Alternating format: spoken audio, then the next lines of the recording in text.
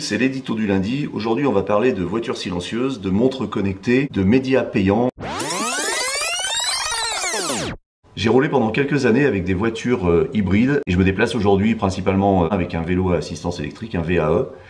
Et j'ai constaté un comportement assez particulier des piétons à l'occasion de mes déplacements. Les gens sont quand même assez bizarres puisqu'ils se déplacent principalement en se fiant à leur oui, à ce qu'ils entendent. Et alors c'est particulièrement frappant quand on est en voiture hybride par exemple ou électrique, donc une voiture qui n'émet aucun bruit, surtout en ville à 50 km/h ou à 40 km/h. On n'entend absolument pas une voiture électrique. Je m'aperçois que les piétons se fient exclusivement ou pratiquement exclusivement à leur oui pour se mouvoir en ville, ce qui induit des comportements assez bizarres et assez dangereux. Il m'est arrivé assez fréquemment d'avoir des gens qui traversent sous mes roues dans une avenue passante, tout simplement parce qu'ils n'ont pas entendu la voiture arriver, la voiture électrique. Il m'est même arrivé de presque me faire insulter par des gens qui me reprochaient d'avoir une voiture trop silencieuse, ce qui est quand même assez paradoxal à une époque où on cherche à éliminer toutes les formes de pollution sonore. Alors certaines voitures électriques tentent de régler le problème en émettant un bruit en dessous d'une certaine vitesse. Je crois que c'est le cas de la Zoé de Renault. Sur les Tesla, il n'y a pas ce dispositif et sur l'Infiniti hybride que j'avais pendant un moment, c'était optionnel. On pouvait appuyer sur un bouton pour que la voiture fasse du bruit. Moi, je le désactivais parce que c'était un bruit assez désagréable, même pour le conducteur. C'était une espèce de sifflement. Si vous êtes piéton et que vous vous fiez uniquement à votre oui, pensez quand même qu'il va y avoir de plus en plus souvent des voitures électriques en ville. Et il vaut mieux quand même jeter un œil quand on bouge plutôt que simplement se fier à son oreille. Les montres connectées qui sont toujours un sujet un petit peu de discussion. Enfin pour ceux que ça intéresse parce que finalement on sait très bien que ça n'intéresse pas grand monde. Et moi, il y a un sujet qui m'agace un petit peu, cette tendance qu'ont les constructeurs, tous autant qu'ils sont, à nous prendre un peu pour des couillons en nous vendant dans leur publicité ou leur clip de promotion des montres qui laissent croire qu'elles sont totalement autonomes, qu'elles fonctionnent au poignet pour aller faire du sport, pour recevoir ses messages, pour passer des appels téléphoniques.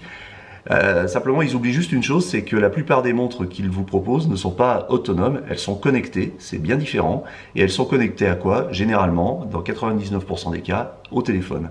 Ça veut dire que ces publicités, si on ne peut pas considérer qu'elles sont totalement mensongères, sont en tout cas mentent un peu par omission, puisqu'elles vous mettent en exergue des appareils, des montres connectées, en vous faisant croire qu'elles sont totalement autonomes, que vous pouvez aller faire votre footing avec et recevoir vos appels, vos messages, et puis éventuellement même à lire vos emails.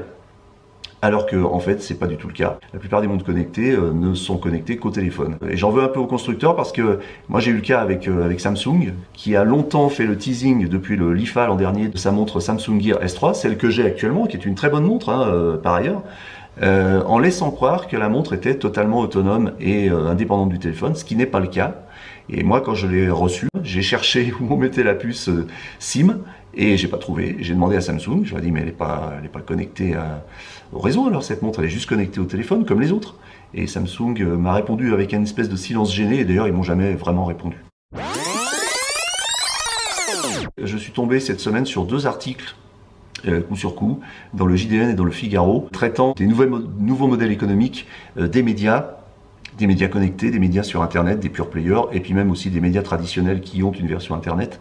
Et ce modèle économique qui se développe de plus en plus fréquemment est celui de l'abonnement payant avec des formules premium ou freemium ou des formules avec un paywall, donc un système de paiement pour accéder à une partie des contenus ou à l'intégralité des contenus selon les médias. Ça me paraît qu'il paraissait risqué il y a quelques années.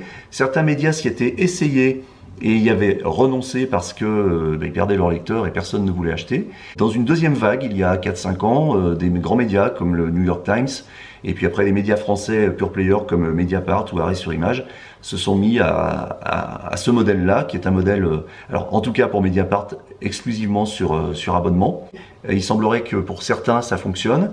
Cela dit, nous on y croit aussi sur Presse Citron. On a lancé l'offre Club Lecteur Premium en mars dernier. Ça commence à bien marcher. On a de nouveaux abonnés tous les jours.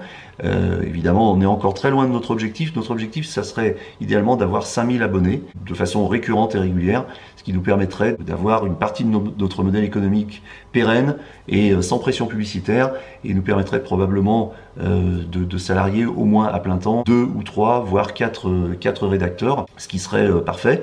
Gamecult le fait aujourd'hui, et son modèle premium lui permet de salarier l'intégralité de sa rédaction, à savoir 5 journalistes. Donc nous on y croit, on y travaille, et on va continuer à évoluer dans ce sens-là en creusant un peu toutes les pistes qui permettent à un média de développer un modèle économique indépendant de la publicité, ou en tout cas qui ne repose pas exclusivement sur la publicité. C'est la fin de cet édito du lundi. Passez une bonne semaine, que tout se passe bien pour vous, et à très vite.